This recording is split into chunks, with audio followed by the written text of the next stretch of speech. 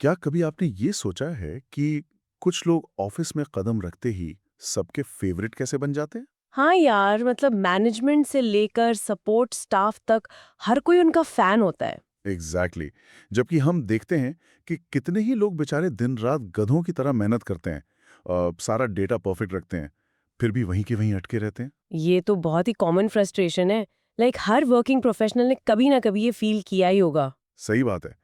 हमें लगता है कि बस हार्ड वर्क और टेक्निकल स्किल्स ही काफ़ी हैं आगे बढ़ने के लिए।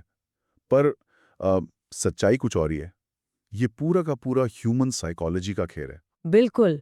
और पता है क्या, इसी वजह से आज के इस डीप डाइव में हम कोई बोरिंग मैनेजमेंट थ्योरी डिस्कस नहीं करने वाले। नहीं, बिल्कुल नहीं। आज हम उस क्लासिक बुक की गहराई में जाएंगे जिसके बारे में ऑलमोस्ट सबने सुना है। मेरा मतलब है डेल कार्नेगी की book how to win friends and influence people, जिसका हिंदी अनुवाद लोक व्यवहार के नाम से हुआ था। अच्छा, ये बुक तो सेल्फ हेल्प की दुनिया का फाउंडेशन है। हाँ, पर हम सिर्फ ऊपर ऊपर की बातें नहीं करेंगे। आज का हमारा मिशन है इसमें से 3 ऐसे लाइफ चेंजिंग लेसन्स निकालना जो एकदम प्रैक्टिकल हों। मतलब जिन्हें सुनकर लोग आज ही अपनी ऑफिस पॉलिटिक्स हो या फैमिली के रिश्ते या फिर बिजनेस, सब जगह यूज कर सकें। Exactly exactly. तो पहले पॉइंट से शुरू करते हैं। देखो, सक्सेस की सीढ़ी चढ़ने के लिए ये जानना बहुत ज़रूरी है कि हमें क्या करना है, पर उससे भी ज़्यादा ज़रूरी है ये जानना कि क्या नहीं करना है। सही पॉइंट है। इस बुक में एक बड़ा ही इंटरेस्टिंग रूल है कि अगर आपको शहद इकट्ठा करना है तो मधुमक्खी के छत्ते को ठोकर मत मारिए। ओह वाओ, ये मेटाफर अपने आप में बहुत पावरफुल है। अगर हम इसे साइकोलॉजी के एंगल से देखें ना, तो वो जो मधुमक्खी का छत्ता है, वो एक्चुअली किसी भी इंसान का ईगो या उसका सेल्फ रिस्पेक्ट है। अच्छा, तो ठोकर मारने का मतलब यहाँ क्या हुआ? ठोकर मारने का सीधा सा मतलब है आलोचना करना, यानी क्रिटिसिज्म करना। कार्नेगी ने बहुत क्लियरली समझाया है कि इंसान के नेचर की सबसे बड़ी वीकनेस ये है कि चाहे वो कितना भी गलत क्यों ना हो, वो अंदर से खुद को कभी गलत नहीं मानता। वेट, सच में? मतलब लोग अपनी गलती मानते ही नहीं है? नहीं मानते यार। लोग हमेशा अपने हर एक्शन को जस्टिफाई करने का कोई ना कोई लॉजिक ढूंढ ही लेते हैं। ये तो मतलब बहुत ही नेचुरल सी बात लगती है। जब हम किसी को क्रिटिसाइज करते हैं तो हम इसेंशियली उसके लॉजिक को चैलेंज नहीं कर रहे होते। हम सीधा उसके इमोशंस और उसकी ईगो पर अटैक कर रहे होते हैं। से गलत ठहराया जा रहा है, तो उसके दिमाग का थ्रेट रिस्पॉन्स एक्टिवेट हो जाता है। ओ, मतलब वो पूरी तरह से डिफेंसिव मोड में आ जाता है। एग्जैक्टली यार। क्रिटिसिज्म उसको अपनी गलती सुधारने के लिए मोटिवेट नहीं करता, बल्कि उसे अपनी बैक बचाने और सामने वाले को गलत साबित करने के लिए उकसाता है। अगर हम इसको अपने टिपिकल इंडियन ऑफिस के माहौल से कनेक्ट करें तो बात एकदम क्लियर हो जाती है। हाँ, एक एग्जाम्पल लेकर देखते हैं। सोचो कि एक बहुत इंपॉर्टेंट प्रेजेंटेशन चल रही है। किसी कलीग ने अपनी रिपोर्ट में एक बड़ा डेटा पॉइंट गलत दिखा दिया। और वहां दो रास्ते हैं। पहला ये कि वही सबके सामने उसे पॉइंट आउट करो, बोलो कि तुम्हारे नंबर्स बिल्कुल गलत हैं, तुमने अपडेटेड फाइल क्यों नहीं यूज की। हाँ, और ये वही बात हो गई कि छत्ते पर पत्थर मार दिया। सही बात है। अब इसका रिजल्ट क्या होगा? वो बंदा अपनी गलती मानकर उसे ठीक करने के बजाय तुरंत डिफेंसिव हो जाएगा। बिल्कुल। उसका पूरा फोकस गलती ठीक करने पर नहीं होगा, बल्कि सबके सामने अपनी इज्जत बचाने पर होगा। उसे लगेगा कि यार सबके सामने मेरी इंसल्ट हो गई। और सबकॉन्शियस लेवल पर वो आपको दुश्मन बन जाएगा। एक छोटी सी डिबेट जीतने के चक्कर में आपने एक रिलेशन हमेशा के लिए खराब कर लिया। Exactly exactly. पर यहाँ एक प्रैक्टिकल सवाल आता है दिमाग में क्या? कि यार ये सब सुनने में तो बड़ा पॉजिटिव और आइडियल लगता है, पर अगर कोई सच में एकदम बेवकूफ़ी वाला काम कर रहा हो तो? लाइक मान लो आपका कोई लोकल वेंडर है जो बार बार खराब क्वालिटी का रॉ मटेरियल भेज रहा है, तो क्या हम बस पॉजिटिविटी के नाम पर चुपचाप नुकसान सहते रहें? हाँ, ये सवाल तो आएगा ही दिमाग में। वहां तो कुछ तो बोलना पड़ेगा ना बॉस। बिल्कुल। और इसका जवाब बहुत ही सटल है। कानेगी का ये बिल्कुल मतलब नहीं था कि गलत बातों पर आवाज ना उठाई जाए। सारा गेम ये बात का है कि आप रिएक्ट कैसे करते हो। अच्छा, तो रिएक्शन कैसा होना चाहिए? देखो, क्रिटिसिज्म का मतलब होता है सामने वाले के कैरेक्टर या उसके इंटेंशंस पर डायरेक्ट अटैक करना। इसके बजाय हमारा फोकस सिर्फ प्रॉब्लम पर होना चाहिए। थोड़ा और डिटेल में समझाओगी इसको? हाँ, बुक में इब्राहिम लिंकन का एक बड़ा ही मस्त एग्जाम्पल है। अमेरिकन सिविल वॉर के टाइम लिंकन के जनरल्स लगातार ऐसी मिस्टेक्स कर रहे थे जिनकी वजह से हजारों सोल्जर्स की जान जा रही थी। ये कोई छोटी मोटी ऑफिस की गलती तो थी नहीं। नहीं, बिल्कुल नहीं, ये तो लाइफ एंड डेथ का मैटर था। फिर भी लिंकन का एक ही रूल था कि किसी के बारे में पहले से ओपिनियन मत बनाओ, ताकि तुम्हारे बारे में भी कोई ओपिनियन ना बनाए। तो मतलब वो डायरेक्टली किसी को ये नहीं बोलते थे कि तुम इनकॉम्पिटेंट हो या बेवकूफ हो? नहीं यार, बिल्कुल नहीं। वो हमेशा ये समझने की कोशिश करते थे कि उस पर्टिकुलर सिचुएशन में सामने वाले ने वैसा रिएक्ट क्यों किया। Make sense. अगर अपने उस वेंडर वाले एग्जाम्पल पर वापस आएं, तो हम उसे ये बोलने के बजाय कि तुम हमेशा फ्रॉड करते हो, इसको अलग ढंग से भी बोल सकते हैं। हाँ, लाइक आप बोल सकते हो कि पिछले कुछ ऑर्डर्स से जो मटेरियल आ रहा है वो हमारी रिक्वायरमेंट से मैच नहीं कर रहा। क्या फैक्ट्री के एंड पर कोई इश्यू चल रहा है? ओह वाओ, ये डिफरेंस बहुत गहरा है। दोनों ही सिचुएशन में आपने प्रॉब्लम पॉइंट आउट की, पर दूसरे वाले तरीके में आपने उसके ईगो को हर्ट नहीं किया। एग्जैक्टली आपने उसे अपनी इज्जत बचाने का एक रास्ता दे दिया। प्रॉब्लम भी सॉल्व हो जाएगी और दुश्मनी भी नहीं होगी। सही है, दुश्मनी से बचना तो जरूरी है। पर यार, सिर्फ दुश्मन ना बनाना काफी नहीं है ना। हम लोग चाहते हैं कि लोग हमारी तरफ अट्रैक्ट हों, हमारे कनेक्शंस स्ट्रांग बने। बिल्कुल। और इसका राज हमारे दूसरे लेसन में छुपा है, जिसे $1 मिलियन का सीक्रेट कहते हैं। अच्छा, हाँ, वो श्वाब वाली स्टोरी। हाँ, राइट, ये सच में ह्यूमन साइकोलॉजी का एक क्रेजी एग्जाम्पल है। I know right. तो अर्ली 20th सेंचुरी में स्टील इंडस्ट्री के किंग एंड्रू कार्नेगी ने श्वाब को अपनी कंपनी का प्रेसिडेंट बनाया था। और पता है उनकी सैलरी क्या थी? क्या थी? उन्हें साल का $1 मिलियन मिलता था। वेट, $1 मिलियन उस जमाने में? हाँ यार, और सबसे शॉकिंग बात पता है क्या थी? श्वाब कोई स्टील मैन्युफैक्चरिंग के सबसे बड़े एक्सपर्ट नहीं थे। उनके अंडर काम करने वाले लोग उनसे कहीं ज्यादा टेक्निकल नॉलेज रखते थे। तो फिर उन्हें इतना बड़ा पैकेज किस बात का मिल रहा था भाई साहब? शॉप्स खुद मानते थे कि उन्हें ये मैसिव सैलरी सिर्फ एक वजह से मिलती थी, और वो थी उनकी लोगों के साथ डील करने की कला। उनमें लोगों के अंदर एक जेन्युइन इंटरेस्ट लेने की ऐसी स्किल थी जो किसी और में नहीं थी। और यही तो मेन पॉइंट है ना।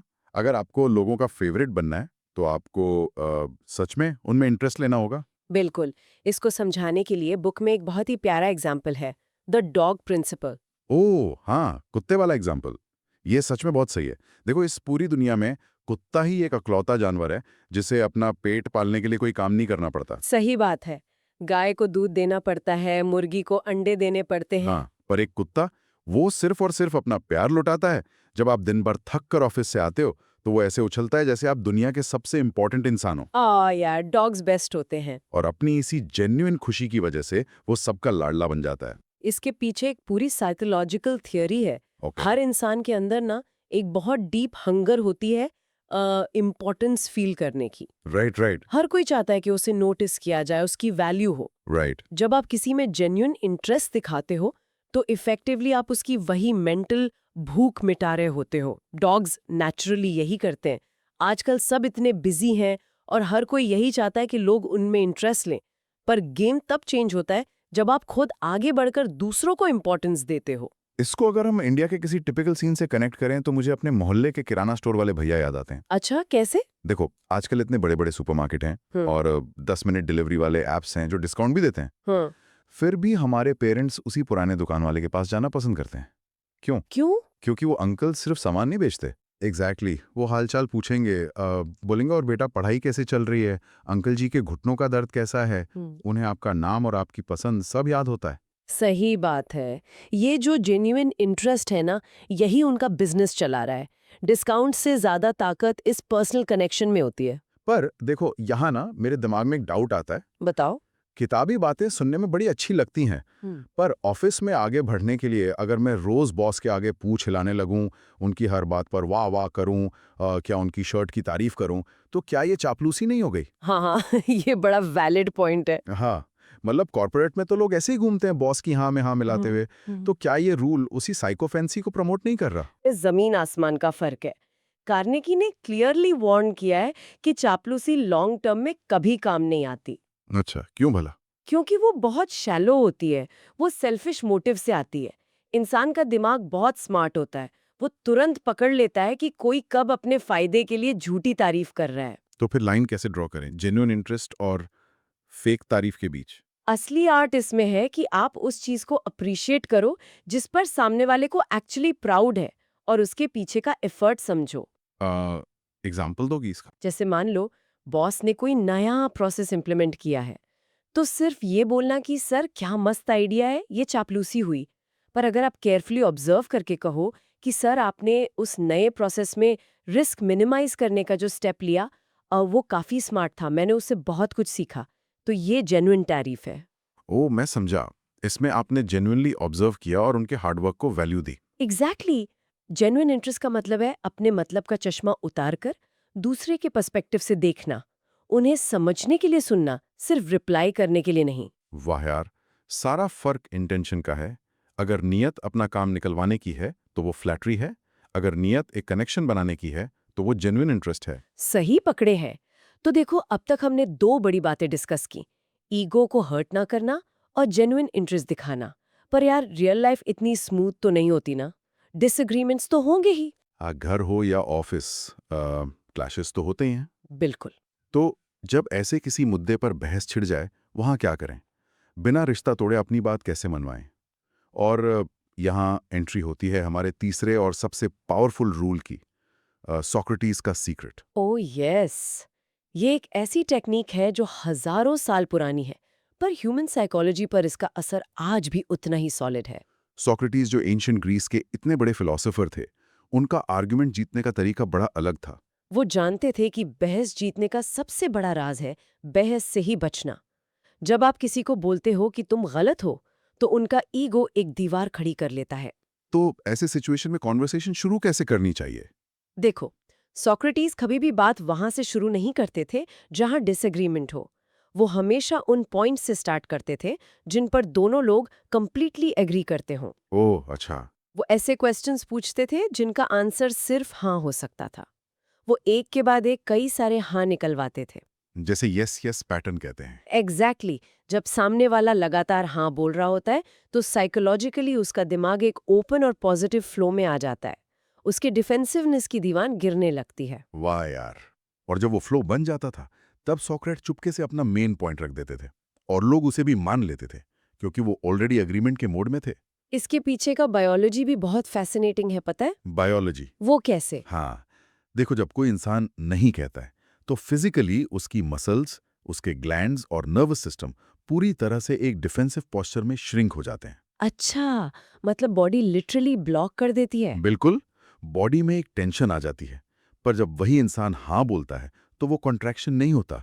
बॉडी एक एक्सेप्टिंग और ओपन स्टेट में आती है। इसीलिए स्टार्टिंग में जितनी बार हाँ बुलवाया जाएगा, एंड में बात मनवाना उतना ही इजी होगा।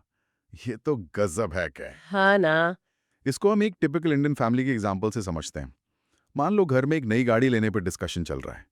अब नई जनरेशन चाहती है एकदम स्पोर्टी, फैंसी, बड़ी एसयूवी। और मम्मी पापा को वही सिंपल और टिकाऊ गाड़ी चाहिए होगी। एग्जैक्टली। अब अगर लड़का सीधे बोल दे कि पापा आपकी पसंद आउटडेटेड है, आजकल ऐसी गाड़ी कौन चलाता है, तो क्या होगा? कलेश और क्या। घर के बड़े तुरंत डिफेंसिव हो जाएंगे। उन्हें लगेगा उनकी एक्सपीरियंस की इंसल्ट हो रही है। बिल्कुल। वहां बस ईगो क्लैश होगा। पर अगर यहाँ सोक्रेटिस का मेथड यूज किया जाए तो सीन पूरा पलट सकता है। वो कैसे?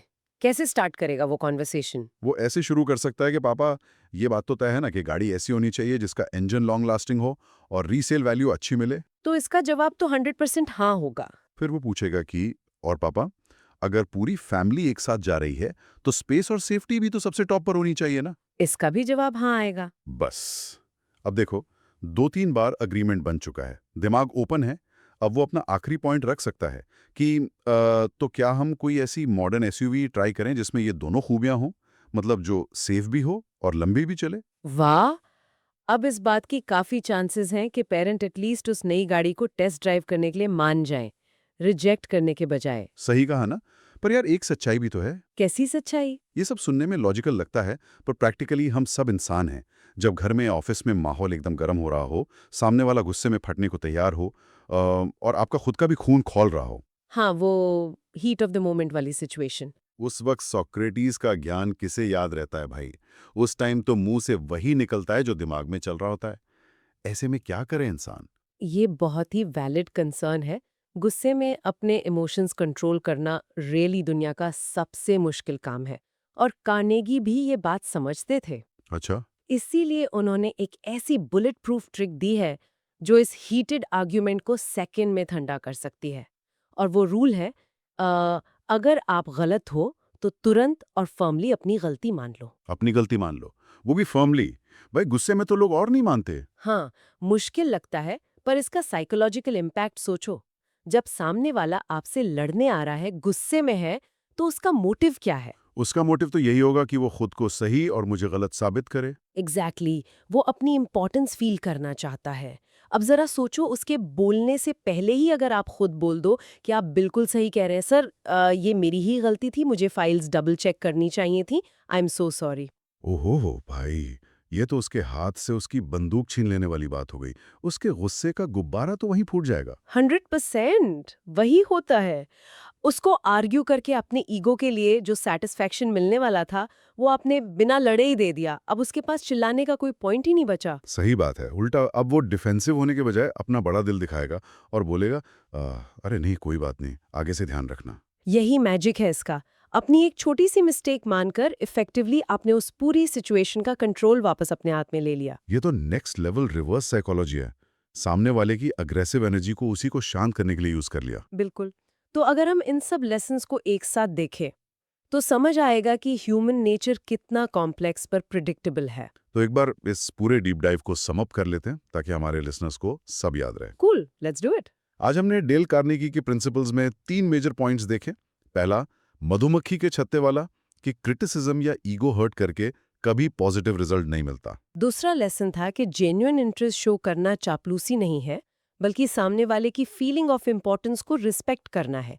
द डॉग प्रिंसिपल याद रखना। और तीसरा, आर्ग्यूमेंट जीतने का सबसे बेस्ट रास्ता है उससे बचना। यस यस पैटर्न यूज करना। और अगर खुद की गलती हो तो उसे पहले ही मान लेना। सुपर्ब। और ये सब रूल्स इस एक बेसिक ट्रूथ पर बेस्ड हैं कि हम इंसान लॉजिक की मशीन नहीं है, हम इमोशन से चलने वाले लिविंग बींग्स हैं। सही कहा यार, एकदम परफेक्ट क्लोजिंग। और जाने से पहले हमेशा की तरह हम एक प्रैक्टिकल टिप देकर जाएंगे जिससे लोग आज ही ट्राई कर सकते हैं। ओ यस, द एक्शन पॉइंट। आज जब भी आपकी किसी से बहस होने वाली हो ना, चाहे वो आपके कैब के ड्राइवर हों या आपके काम वाले भैया हों या ऑफिस में बॉस हों, तो बस एक एक्सपेरिमेंट ट्राई करना। क्या?